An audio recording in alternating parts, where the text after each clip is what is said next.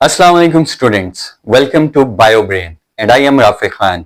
हम पढ़ रहे हैं बायोलॉजी और हमने स्टार्ट किया है third chapter 9th class the cell. तो आज उसी सिलसिले में आज का हमारा टॉपिक है सेल वॉल। तो आइए स्टार्ट करते हैं आज का topic cell wall. The cells of some bacteria, fungi, plants and some protists have the strong and non-living structure outside the cell membrane is called cell wall। कुछ sales जो होते हैं बैक्टीरिया के, बल्कि कुछ नहीं, तमाम सेल बैक्टीरिया के, फंजाई के, प्लांट्स के और कुछ प्रोटिस्ट के, उनमें एक स्ट्रॉन्ग और नॉन लिविंग स्ट्रक्चर मौजूद होता है उनकी सेल मेम्ब्रेन के बाहर, जिसको हम बोलते हैं सेल वॉल। ये सेल वॉल क्या काम करती है? It gives protection, strength and rigidness to the cells. अब ये क्या काम कर रही है? ये सख्ती फराहम कर रही है सेल को। आपने देखा है प्लांट के सेल एनिमल सेल से सख्त होते हैं, तभी प्लांट स्टेम को आप दबा नहीं सकते। ये सख्ती फराहम कर रही है, मजबूती फराहम कर रही है और प्रोटेक्शन दे रही है अंदरूनी लिविंग ऑर्गेनेलीज को, जिसे हम प्रोटोप्लाज्म कहते हैं। जो भी चीज सेल मेम्ब्रेन के अंदर है जानदार, दैट इज कॉल्ड प्रोटोप्लाज्म। तो इंटरनल प्रोटोप्लाज्म को ये बेसिकली क्या दे रही है? प्रोटेक्शन का काम कर रही है। एनिमल सेल में सेल वॉल एब्सेंट होती है, जबकि plant cell, fungi cell, bacterial cell और सम प्रोटिस्ट सेल में सेल वॉल मौजूद होती है, जो कि सेल मेम्ब्रेन के बाहर मौजूद होती है। अब इसके स्ट्रक्चर की बात करते हैं। प्लांट्स की जो सेल वॉल है वो 3 मेम्ब्रेन्स पर मुश्तमिल होती है। One is middle lamella, second is primary cell wall and third and final is secondary cell wall. आइए इनका स्ट्रक्चर देखते हैं कि सेल वॉल का स्ट्रक्चर बेसिकली कैसा होता है। Primary cell wall basically present just above the cell membrane. It composed of cellulose, hemicellulose and pectin.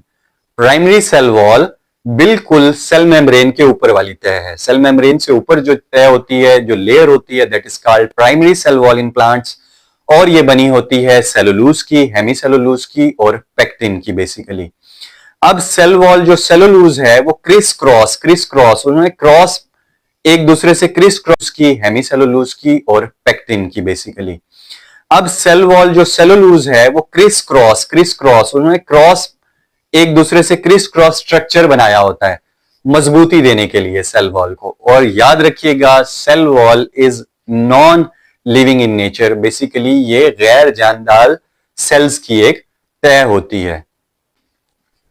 Middle lamella primary cell wall के ऊपर मौजूद होता है और बेसिकली इट्स कनेक्शन, ये कनेक्ट करता है दो एडजेसेंट सेल वॉल्स को, मतलब दो मुख्तलिफ सेल की सेल वॉल को जो चीज मिला रही है वो है middle lamella.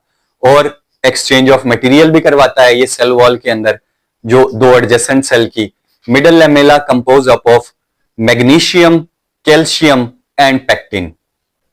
Secondary cell wall हर सेल में नहीं पाई जाती। Some cells like xylem cell है secondary cell wall at the inner side of primary cell wall, यानी कि प्राइमरी सेल वॉल के अंदर वाली साइड पे एक लेयर होती है जिसको सेकेंडरी सेल वॉल कहते हैं, और ये हर सेल में नहीं पाई जाती, लाइक जाइलम में पाई जाती है ये। और इसका काम भी है प्रोटेक्शन फराहम करना, और ये बनी है सेलुलोज एंड लिग्निन और डिफरेंट केमिकल्स की।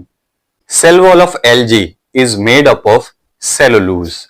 Cell wall of bacteria is made up of peptidoglycan and cell wall of fungi is made up of chitin. तो इससे ये साबित हुआ जो प्लांट्स की सेल वॉल है वो सेलुलोज की है, सेम एज एल्गी की सेल वॉल भी सेलुलोज की है, जबकि बैक्टीरिया की सेल वॉल पेप्टाइडोग्लाइकेन की बनी हुई है और फंजाई की सेल वॉल काइटिन की बनी हुई है। ये तीनों क्वेश्चंस आपको एमसीक्यूज में आ सकते हैं कि प्लांट्स की सेल वॉल किसकी बनी हुई है? सेलुलोज की। एल्गी की सेल वॉल किसकी बनी हुई है? सेलुलोज की।